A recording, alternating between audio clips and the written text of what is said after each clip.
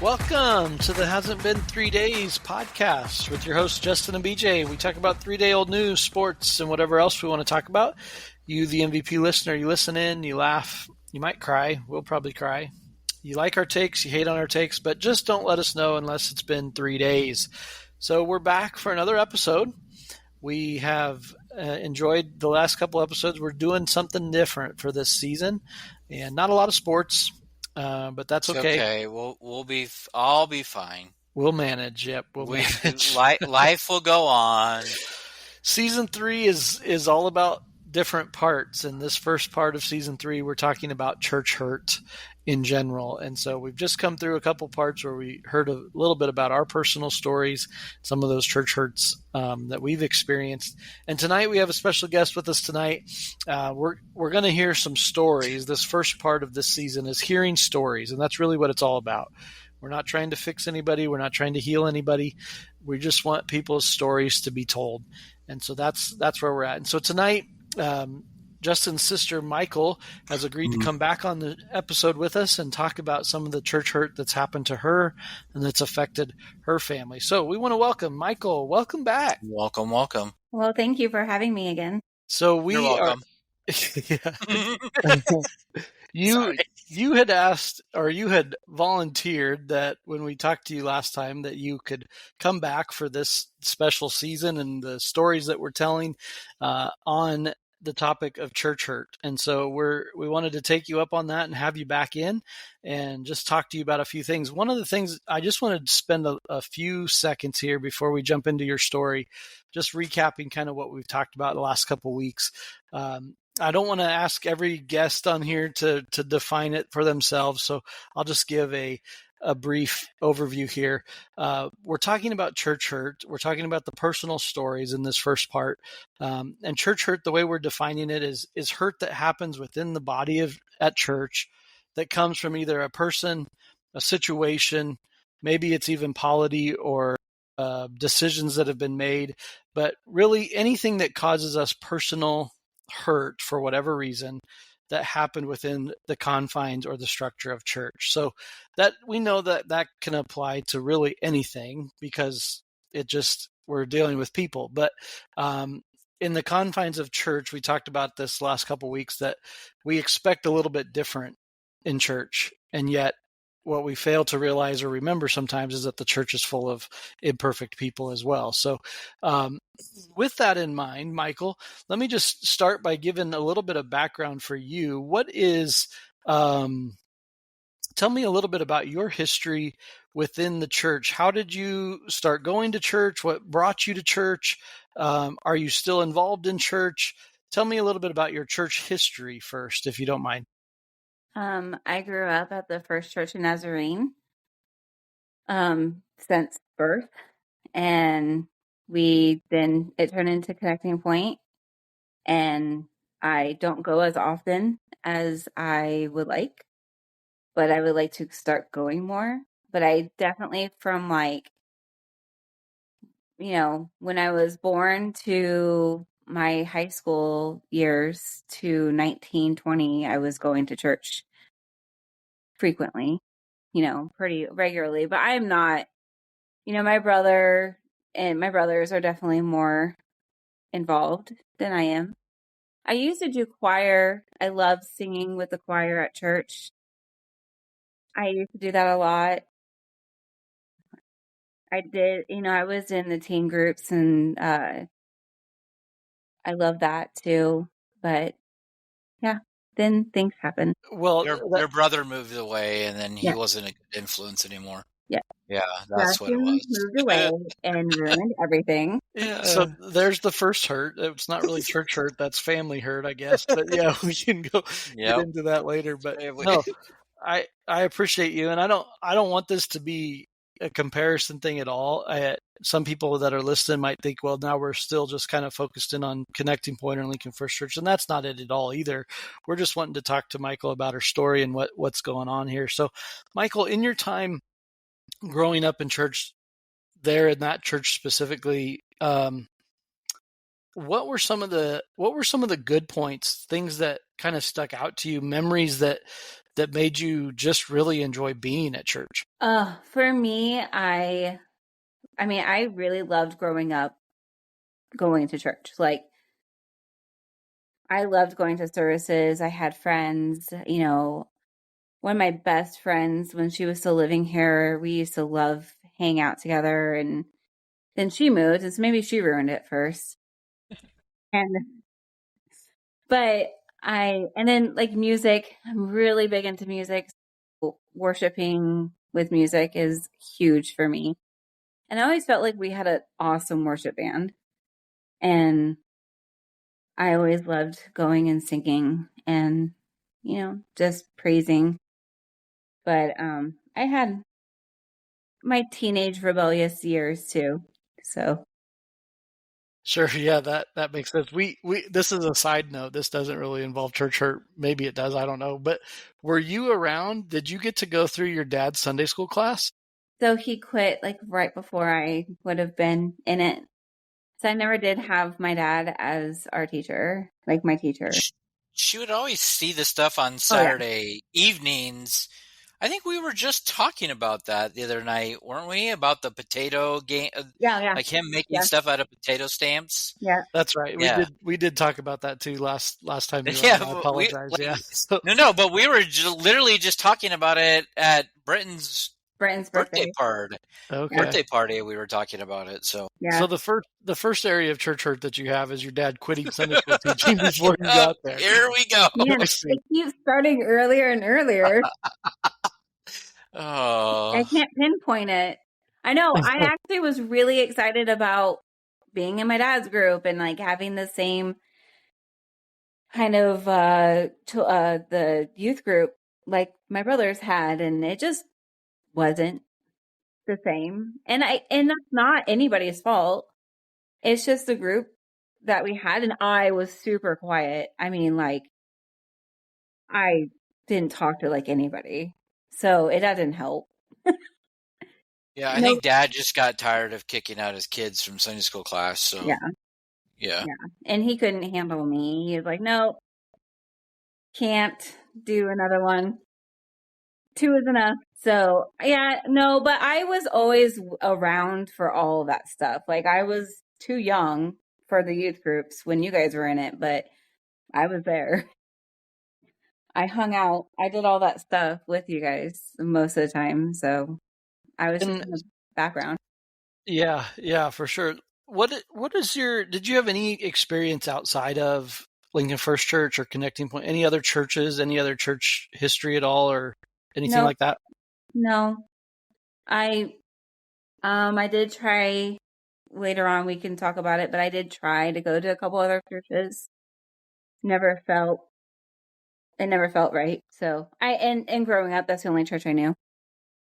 Yeah, and I guess, comfortability, we talked about that a little bit in the last couple episodes of Justin and Becky and Heidi kind of growing up and being in one, if not, a primary church most of your life. I mean, it does make it hard to move out of that and branch out of that. So as we get into your story a little bit here, as I define church hurt a little bit, hurt coming from a person, a situation, maybe even polity or governance in the church. Where would you classify primarily, as we talk about your story here? Was yours personal? Was it a combination of the both? How would you describe your church in fitting into one of those categories? I felt like it was a personal attack on me and my situation I was in. That's fair. And so just give us a little bit of your story. Just kind of start us off. What was going on? What happened? Kind of lead us up to it, and then kind of that point of the hurt, and then we'll go from there. Okay. Well, I don't want to blame your dad either, but your dad left us. You guys left us. You wouldn't be the first one or the last one, I don't think. And I did. I loved you guys. I loved your dad. Your dad was great, and then we had a new pastor, and I didn't really know him very well, and I gave it a shot. I was there most Sundays, and I tried, but I was getting older, I don't remember exactly when you guys left, but I was probably junior, senior year in high school. I'm older and again, teenage rebellion. And so I didn't go quite as often as I should. And I was really sad when your dad left. Like it it was really sad because I loved your family. So that was rough. But I tried the new pastor that came in, and so I don't think the pastor really knew me that well because he was new and I was a teenager who wasn't really that involved in the church anymore.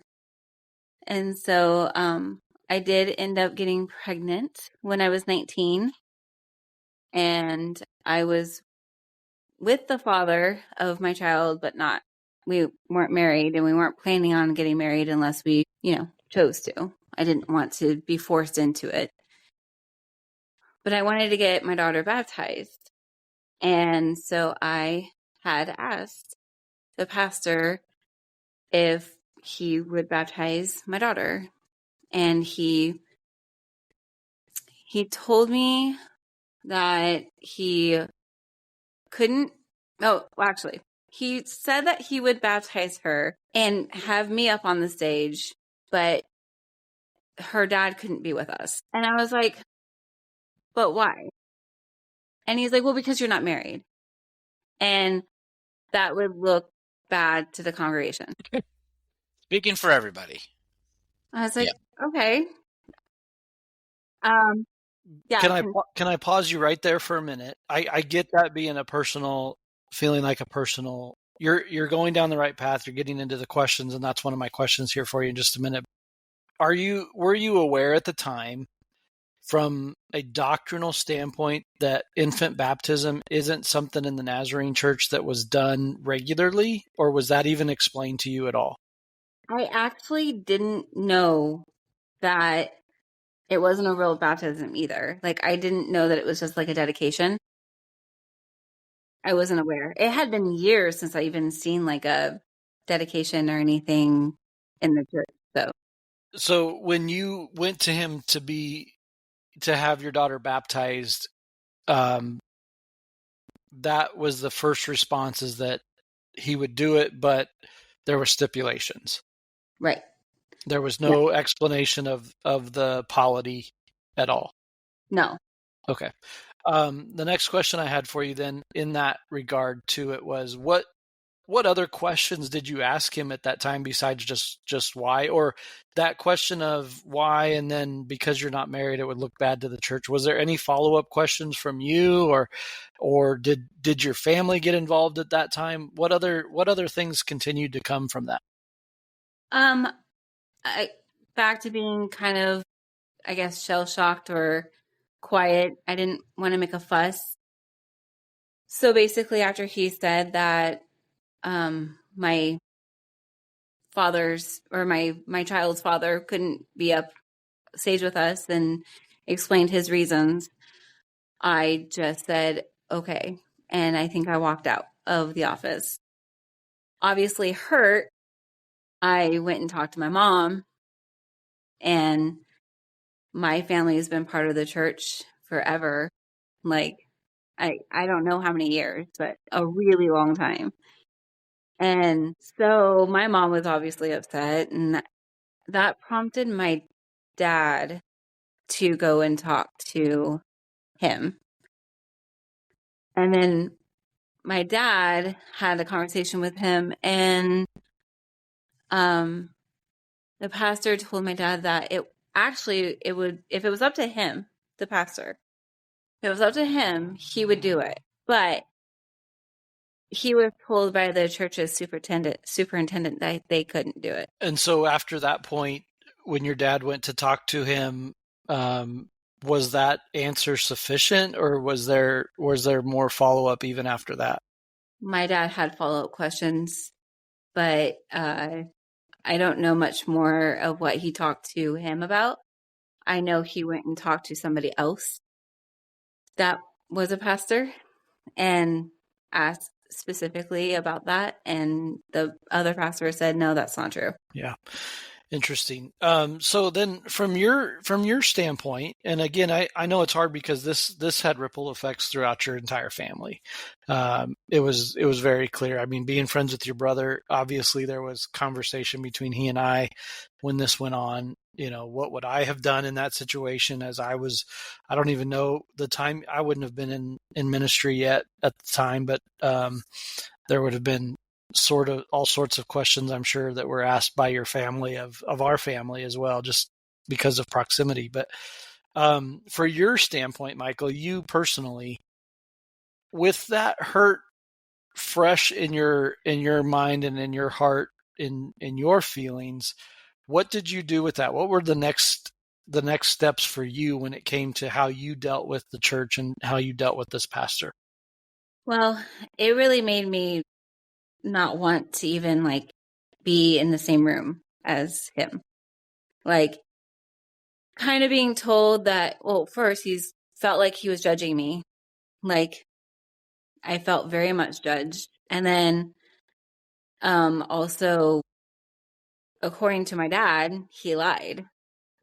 And I'm not okay with that. I felt really, really hurt. I just couldn't be in the same room, so I couldn't go to church. I lost all my faith, but all my faith in the church at that moment. So that you bring up, you say you have that's a very specific phrase that you just said there. You lost your faith in the church in that moment. Tell me a little bit about your faith personally. What did it do to your faith personally in that season of, I know you said you didn't want to be in the same room, you didn't want to go to church. I don't want to lead you in this answer, but how did you work your faith out in general in spite of what the church had just done to you? Well, the church is more than just one person. So I have to remember it's just this one person that is hurting me and not God. Not, this is obviously happening for a reason. And I can deal with that. I'm a very this happens for a reason. There's reasons for this. I found that I actually wanted my daughter to be baptized, not dedicated. Mm-hmm. I wanted an actual baptism. And so me and her dad talked about it a lot. And we actually ended up getting her baptized in the church he grew up in, which was a Lutheran church in Ashland. And it was a real baptism. And it actually ended up being kind of perfect because, one, there was no stipulation of me having to be married. Even though we ended up being married by that time. That's just how it worked. But there was no judgment. She didn't judge us. She saw us as a family. We're a family. Regardless of us being married at that time or not, we were a family. So I actually did end up getting her baptized at the Ashland Lutheran Church, and she got baptized along with her cousin, who was only a month old. So that was really neat. That actually kind of worked out.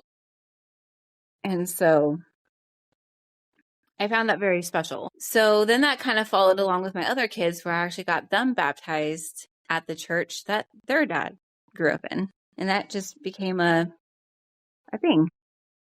So it sounds like there was tradition there. I was going to ask you, you kind of led us into that. Your first child's father, I was going to ask, what was his faith experience like? So he was a part of the Lutheran church. Just for nerd's sake here, that is the tradition and the patterns of different denominations. So let me speak to that just for a brief moment. I mean, that is normal in the Lutheran church. It's normal in the Catholic church. And there are Protestant churches that do practice infant baptism. Nazarene church being one that will do it, but it's very rare. And I think a lot of those answers given in a Nazarene church, to be honest with you, come out of a place of just lack of experience, lack of understanding, but also the doctrine of what we believe baptism to be from a personal decision standpoint rather than a dedication standpoint or a baptizing them to the Lord in that other tradition, those other faith traditions. Where you mentioned your other two kids and the tradition of their faith with your family now and their dad. What was his faith practice like before? What's the background there? He grew up Catholic. Okay. So they got baptized in a Catholic church in Denton, Nebraska. Okay. So you're covered in all faiths, so you're good. Every one of them. You're going to be good. You're going to have the little Rabel Topil corner of heaven. It's going to be great. So good for you. Just needs that. You need a little bit of Baptist, Southern Baptist. Southern Baptist. Oh, I want to be baptized in the river.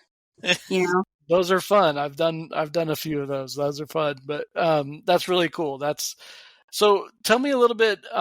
Can you speak to? And I know he's not on. I know from our last episode with you, you talked about your first husband and you still being friends and still being able to co-parent and be there for your daughter. What did this do to his faith? Can you speak to that a little bit, or am I overstepping a little bit? Not overstepping. It's just it didn't really affect him as much. Like, I don't think he ever really liked going to our church. Okay. He didn't like me. I mean, I don't know. But you were gone by then, so. We had just moved back, I think. Yeah, because I remember, we had just came back a few years. I'm pretty sure. But well, it had to be, but we had trouble finding a church to go to. For a while, we were going to his church. We would drive out to Ashland from Lincoln, which is like 45 minutes. It's like, and it was fine, but it's like a lot for every Sunday. And then he was only here. He was in the military, so he'd only be here on the weekends. And otherwise, he was stationed in Fort Riley, Kansas. And so that was just hard to go back and forth all the time. I can't really speak about his faith too much. I do know that I think he is, I'm not going to speak for him. That's probably good. Let's not do that. I was curious more the immediate response, in which you answered that and you checked to that. The impact to him right away. Yeah. Like it did for her. I think he was obviously upset about not being able to stand up with us for the dedication. I understood that they don't do a real baptism, that they do a dedication, but even the dedication, they wouldn't do it with him because we weren't family. Yeah. And I just, that's ridiculous because he's definitely her dad. And regardless if I have a ring on my finger or not, like, I don't want to steal from your story at all. And I think that these places, there's so many personal interpretations of what we're trained and taught that when it comes down to a personal decision to interpret that training, it becomes really hard. And that affects people, and it affected you guys personally. You said it. You took it as a personal hurt on you and your family. Yeah, it makes total sense. Yeah, for sure. So Becky brought this up, in our conversation last time about Facebook friends and the grocery store and different things like that. First question, how said you were 19 when this happened. How many years have passed since this incident? Well, I guess I would have been 20 when this actually happened. Okay. So it's been 18 years. 18 years. Yeah. I knew your daughter was was getting up there. You just call her old? Yeah, I did. I apologize. I'm just joking. Natalie, right? Yeah. I'm sorry, Natalie, if you Called listen to Michael this. old too. She's only 29. Come on. Yeah. So No, in I that age gracefully. It's fine. I'm you do very well. In that time, in that season of time, and how you've continued, you talked a little bit about your current faith practice, and you keep, as some friends of mine have said, you keep shoulding on yourself, and you need to stop shoulding on yourself. But Yeah. in that time, in that season, if you were to walk in the grocery store and down the aisle and see this person, what would your reaction be? Good question. I mean, at this point, well, I guess I'd smile and walk away like I do anybody else. Like, She does it to me all the time.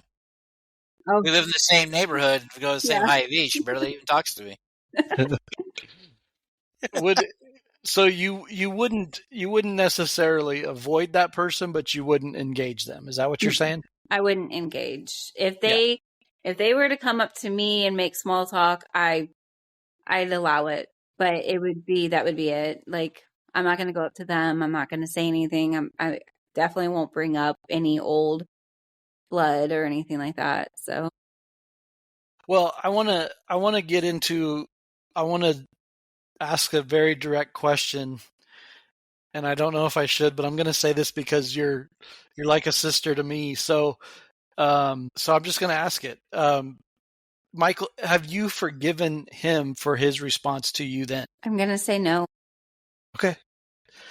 That's a fair response. I appreciate your honesty in that. Can you allude to maybe why? Well, I'm one that just kind of pushes it away and don't think about things sometimes. And it's not something that's in my face anymore. It's not something that I'm dealing with anymore. So I don't worry about it. It's not an issue anymore.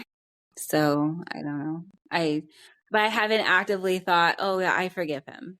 I forgive what he said and what he did and blah, blah, blah. But like, I don't understand why he said and did and lied.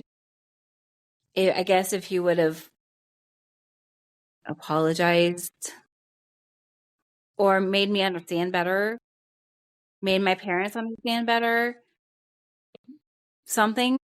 But I don't remember him ever really addressing any of us.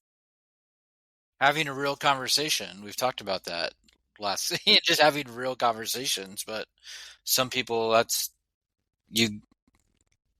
it gets too far, or they're just not so much far in this situation. But yeah, you just don't have a real conversation. Like being an adult sometimes, and even if you said no or you said yes and you had to take it back, you can still have a conversation about that. But when that doesn't happen, and you just kind of keep on going and saying one thing and doing something different, but I don't know. Yeah. Well, I'm not him. I wasn't him. It wasn't me in that situation, and I'm not trying to take this and cover it for him. Please don't hear that. Hear this as me, your friend, close like a brother. Michael, I'm sorry you've been hurt by the church, and I'm sorry you had to go through that. That sucks. It sucks to be hurt by people that we expect something different from. And I just want to say sorry. I'm sorry to you, and I'm sorry for your family that you had to go through that and make those hard decisions to go elsewhere and find your answer somewhere else. That's tough. So I appreciate it. Thank you. It's nice to hear. It's nice to hear that. The thing that bugs me, that still gets to me, and probably why I won't forgive him as of right now, is I lost a lot of time. I lost a lot of time being upset about it, not going to church, being with the people that I've known since I was a baby, being even just like with my grandparents or my family when they started going back, and still having that resentment or whatever towards it. So I lost a lot of time, and that's on me. But I mean, it again, like what Justin was saying, like there was no conversation, there was no addressing us, there was no being an adult and saying, hey, maybe I messed up a little bit. Sometimes you get so far in the weeds sometimes. I mean, not so far in the weeds, but you just, you want to accommodate the request, and then you say one thing, and then people start talking to you, and behind the scenes, right? Dad talking to him, and just what other conversations you're bringing up or understanding from other people that may or may not be within the church, but of the church, changes that perspective, and that's where some of that comes into. But I don't know. But like I said, like BJ said, it's in our family being. Actually, Michael, you said this, like our family just being away from the church. Yeah, I mean, there was time, but our whole family wasn't going. Which I hated and I loved. Like I didn't love that you guys weren't going to church, but I love that you were standing behind me. But I didn't want it to ever be a point where you guys just weren't going to church anymore. Like that was our church. Like I didn't like that. I did not feel good about that. That it really bugged me.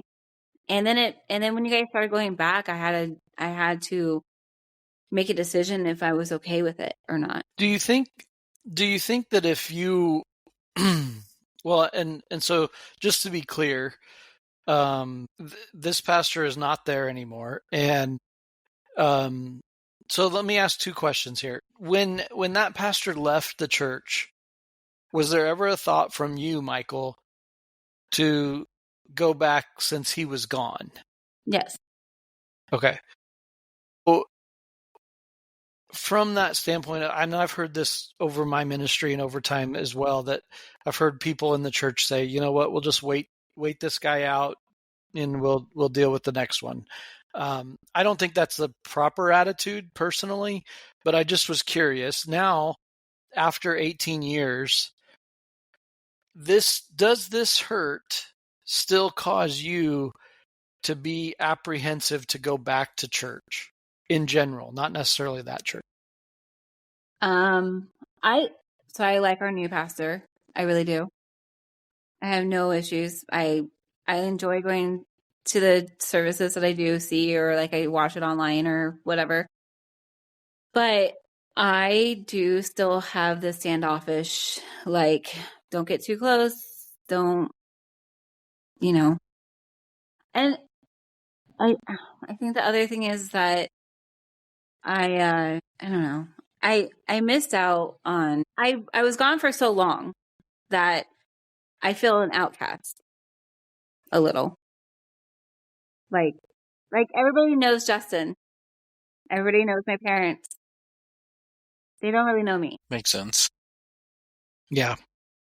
No, I hear you, and there's probably some feeling in that just because that's the church you grew up in, and like you said, that your family is still there, and so there's a disconnect because of that, and so that's probably where some of that's coming from. I'm not your counselor, so I'm not trying to counsel you in that, but that makes sense. Totally makes sense there. Cool. Well, Justin, do you have any thoughts, any other questions that you would want to pose in this scenario?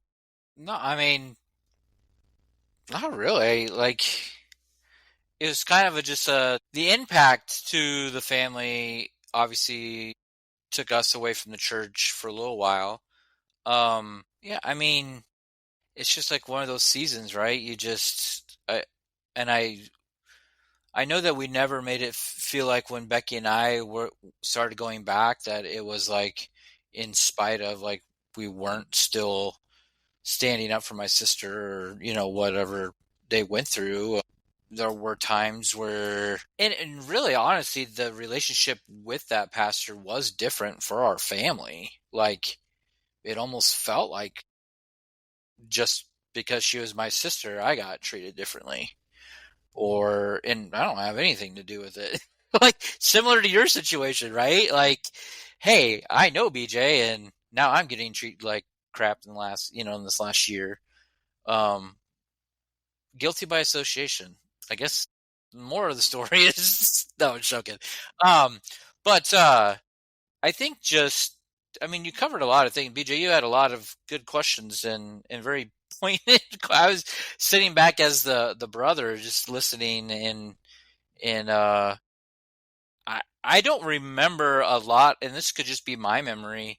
Like, I don't remember Michael getting us too involved with her situation. I mean, it was mainly with mom and dad. She didn't drag us into it. Which maybe she knew better because she knew I probably, but or maybe your mom and dad said, "Do not tell tell Justin." your brother. That's probably what more. Yeah. So I have another question that kind of might take us down a different route, if you don't mind. And I'm just curious, okay? If you don't want to answer it, just tell me to shut up. So,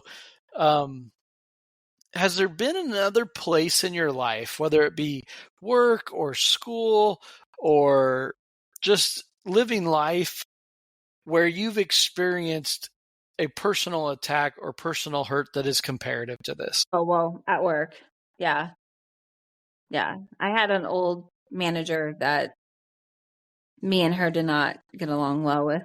Like, that's a whole other thing, I guess. But she, again, was very judgmental and she didn't like me. So that's a whole story. I don't know if you want to actually listen to it, but. Well, the reason I asked that question is I'm just curious to make sure there's a point that hurt can happen to us anywhere. But when it happens to us in the church, in a place we don't expect it, I think we go into church keeping our walls down because we expect a little bit more.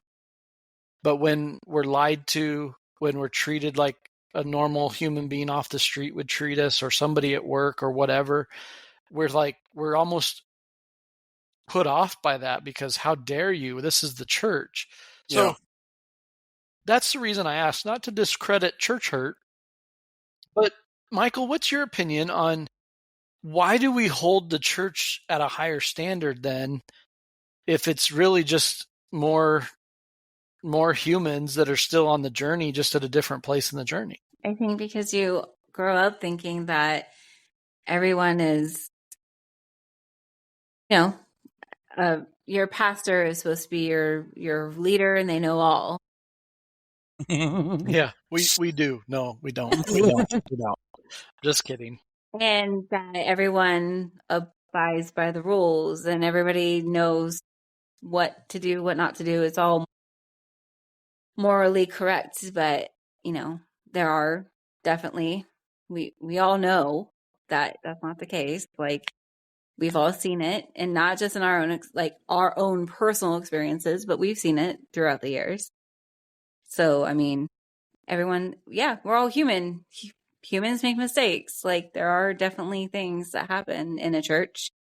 It's how the church handles it that I think that really matters. Yeah, I think that's a key component there. Is, do we try to cover it up? Do we try to twist it? Do we lie about it to get around it? Whatever the case may be, rather than just owning it and bringing accountability to the situation. Yeah, no, that's good. That's good insight for sure.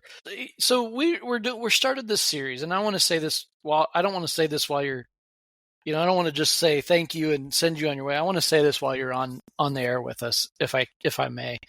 We're doing this. You can, because it's your podcast. It's my podcast, yeah. But here I want to put a disclaimer because I don't want to discredit your story at all. And so if it comes across that way, I don't want to cause more hurt or be another speed bump.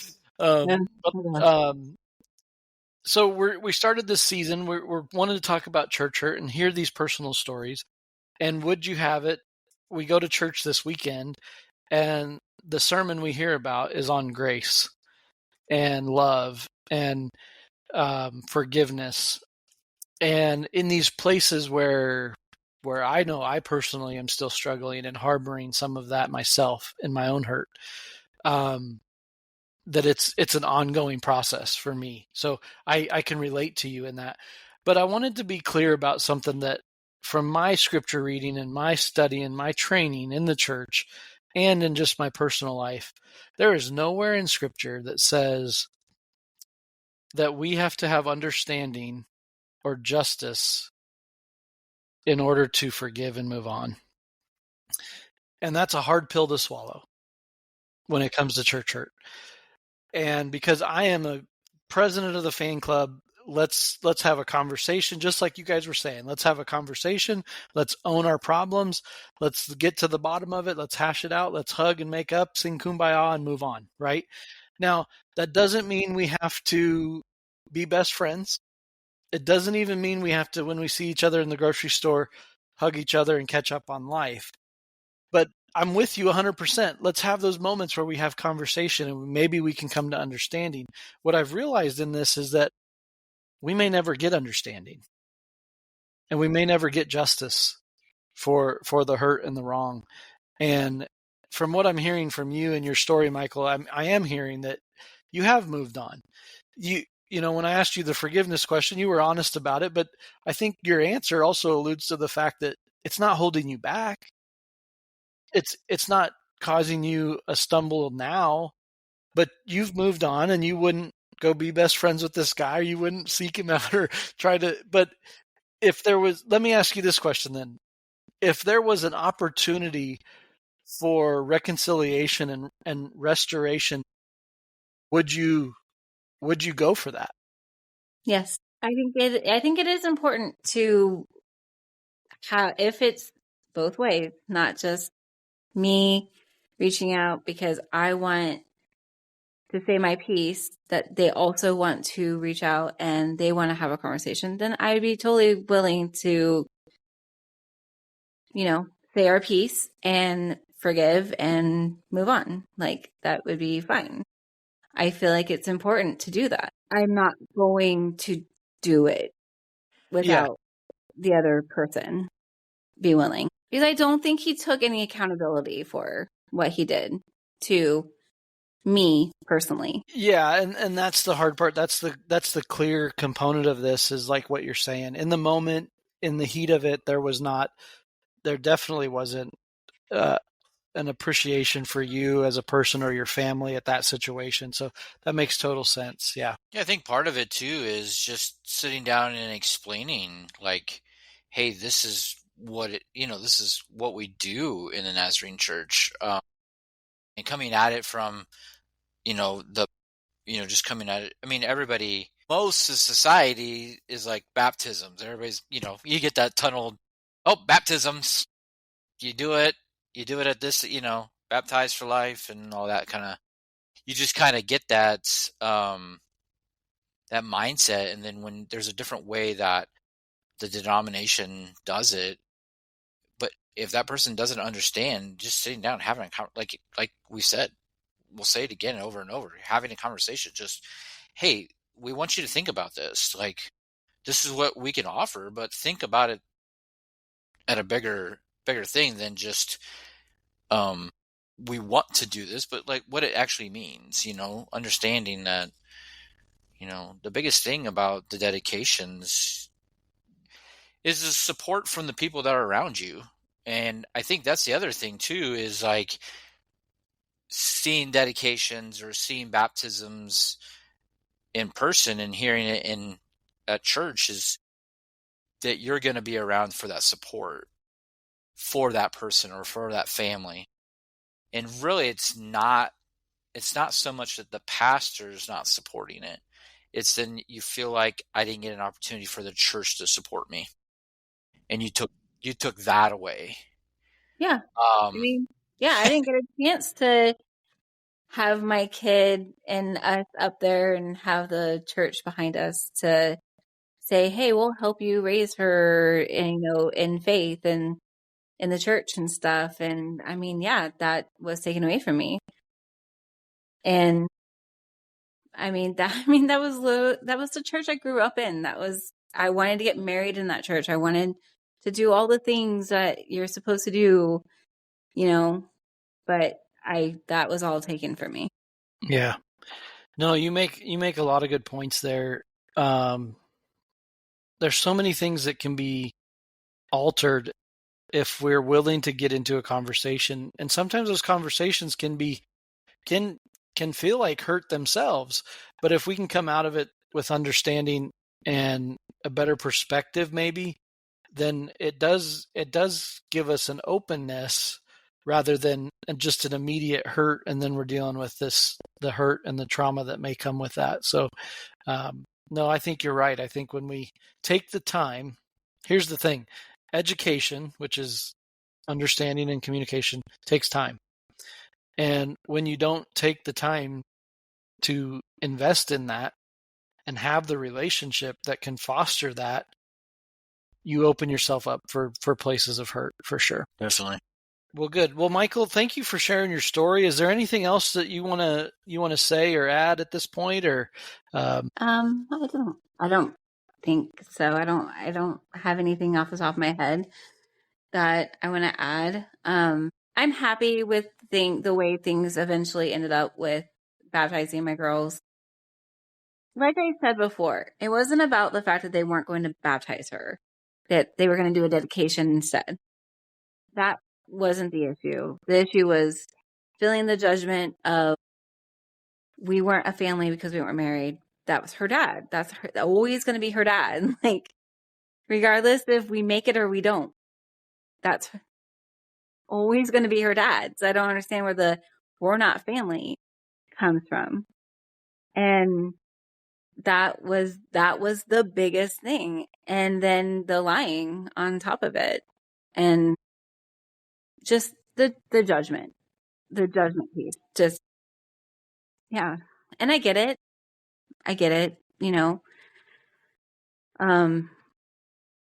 Morally, I get what our situation was, but the church, specifically one person, could have done better. And, I'll never get that back. So it's whatever. Yeah, no, I appreciate you saying that. There's some truth to that in many ways. So thank you again for coming on and for being so vulnerable with a silly podcast and talking about something that is serious and that matters. And again, I want to just reiterate, I am sorry that you have faced hurt within the church, and I hope and pray that God will continue to shape and mold you in spite of the hurt that's happened to you. So, Justin, But what I about love you? that. Sorry. I was going to say, Go I ahead. love that you guys are touching on this subject. Everyone has a story. Like, I don't know if I knew about Justin and Becky's story from when they were in Kansas City and trying to find a church, and they just forgot about them. Like, oh, we've sat with you for all these weeks, and who are you? Like, that's pretty messed up. And that was a problem we had with going to other churches. It's just we didn't feel a connection. I think the other thing I was going to add was that I did end up moving around a little shortly after all this happened. My husband deployed. He was in Iraq, and then we moved to Kansas, and then we moved back. It was a lot of back and forth and trying to find a church that we were happy in, and we never could. And it's not always a specific person that hurts you, or it's just not, maybe not feeling welcomed. And so I think this is a really important thing to talk about. I think this is a great topic. And so I'm really glad that you guys are touching on it. Well, thank you. Yeah, we'll let you know how viewership goes. We don't know if this is going to tank the podcast or if it will benefit anybody. But like Justin said last time, I mean, if we benefit one person from if nothing else, and we're not going to heal the church hurt, but if we let people know that, hey, we see you, we're sorry, and thank you for sharing your story, then it's worth it. If somebody feels brave enough to share their story, I think it's worth it. So thank you for sharing your story. I appreciate that. So thank you for having me. You're welcome. Justin, any closing thoughts on this conversation with your sister? No, I appreciate you coming on and sharing this, especially because it shapes the family and how things go. So,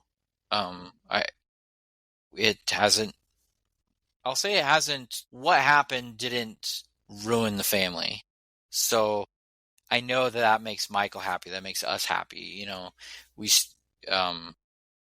so I am thankful for that. I am thankful that, we're in a spot that that Michael still talked to us, even though we went back to the church.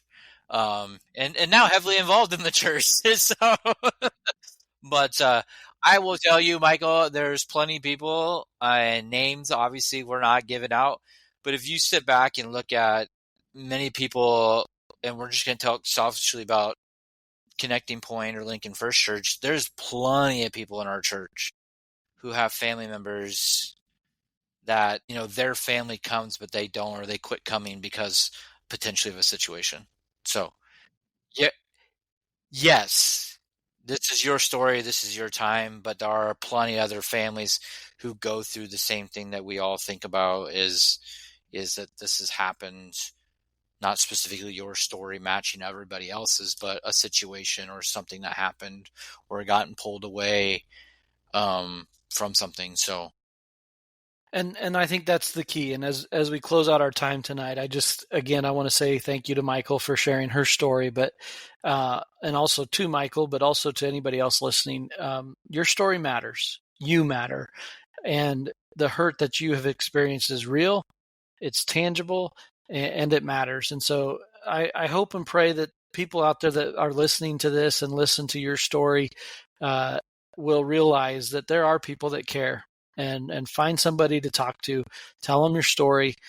They can't always fix it, probably won't be able to fix it. But when we can be seen, we feel valued, we feel important, we feel like it matters, and it does matter. So tell your story, tell somebody your story matters, you matter. So that was such an incredible time with Michael, and we just want to say thank you again that she was so vulnerable and open to come and talk about her church hurt. I just want to say this as we close this up. As Michael said, everybody has a story, and that's the whole point of this, is that we all have a story. And when it interferes and intersects with the church and we see some of those hurts come out, we just want people to have a place where they know they're seen, they can feel valued, and they can share their story. So we're glad she came on. Thank you for coming on. If you have a story of church hurt that you want to share with us, send us an email, 3dayoldpodcast@gmail.com. We'd love to listen to your story and hear from you. So find us on Facebook, Instagram. They all have private messaging in there as well. Check it all out. Get a hold of us. We would be happy to be that sounding board to where you could tell your story. So share that with us if you want to. We'd be happy to listen to it. So again, thanks for joining us. It's been great, and we're going to continue to hear some stories in the weeks to come. So stay tuned for some more stories on Church Hurt. We are so thankful that you're listening, and we will see you next time. See ya.